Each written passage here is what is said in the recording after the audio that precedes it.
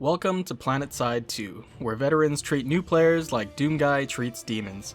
In this free-to-play monster of a shooter, you play a single shooty boy against legions of either cultists, communists, or unemployed mercenaries, because they're different and stubborn.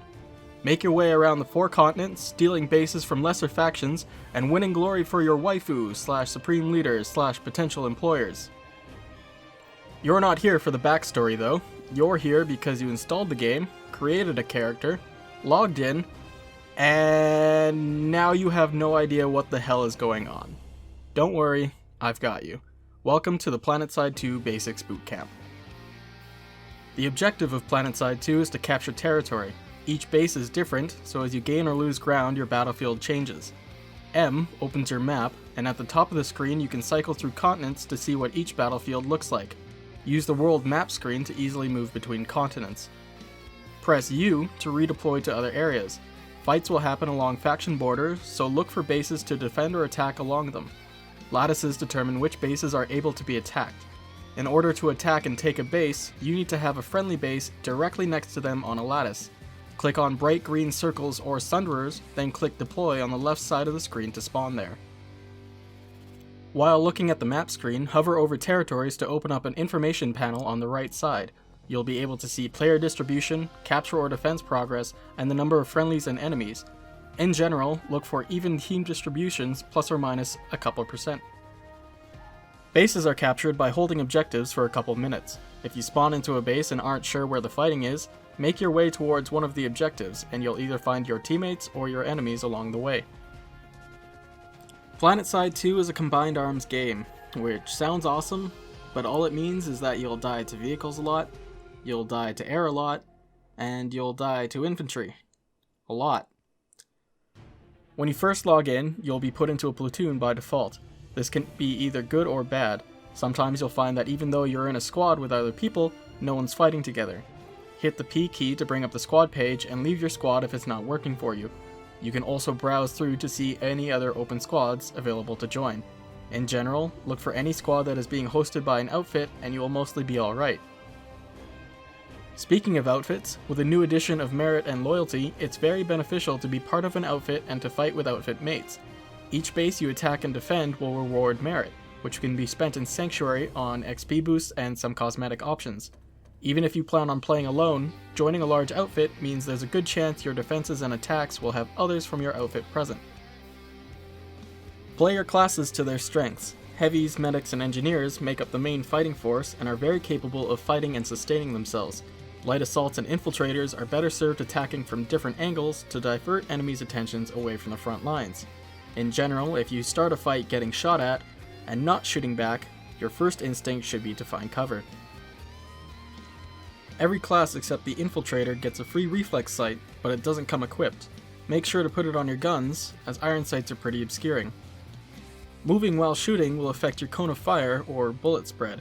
At close and medium ranges, it's not an issue at all, but at long range you may need to stop moving for a kill. Be warned, there is always an infiltrator watching. Headshots in this game do twice the damage than normal body shots, meaning that the relatively long time to kill is halved when you hit your headshots. The starting weapons you deploy with are some of the most versatile available, and the difference between guns comes down to playstyle preferences. Guns in this game are expensive by design. As a new player, you are better served unlocking things like revive grenades, C4, and suit slots to make yourself more versatile. Once you've unlocked these items, you'll find your cert gains skyrocket because you're no longer lacking answers to certain enemies. One of the most reliable way to spend your early certs is by upgrading your medic tool and purchasing revive grenades. The combination gives you the most versatile weapon platform to farm enemies with, and once you've wiped the enemies out, you farm your dead allies for experience. As a medic, you should still be shooting first and reviving later. You can't revive your teammates if you're dead. There are also some free guns and cosmetics available through promotional codes. Go to the in-game store tab to redeem them. The most recent one is the extremely well-rounded NS11A Platinum Assault Rifle and a cosmetic helmet. Certs are gained through experience, at a rate of 250 XP per cert. As a new player starting out, you're granted 100 certs every time you're promoted up to battle rank 15, equating 1500 free certs. Again, don't feel like you're required to spend these on weapons. For 1500 certs, you can unlock medkits, a new suit slot if you don't like the default one, C4, or revive grenades. There's a reason seasoned players recommend not buying weapons when you're new, and it's because they've all lived it before. Eventually, you'll reach a point where you have more certs than you know what to do with, and that's where you start splurging on shiny new guns. Before you buy any new weapons, make sure to try it out in VR training for free first. You can put all available attachments on them and use them for free against targets. This goes for vehicle weapons as well.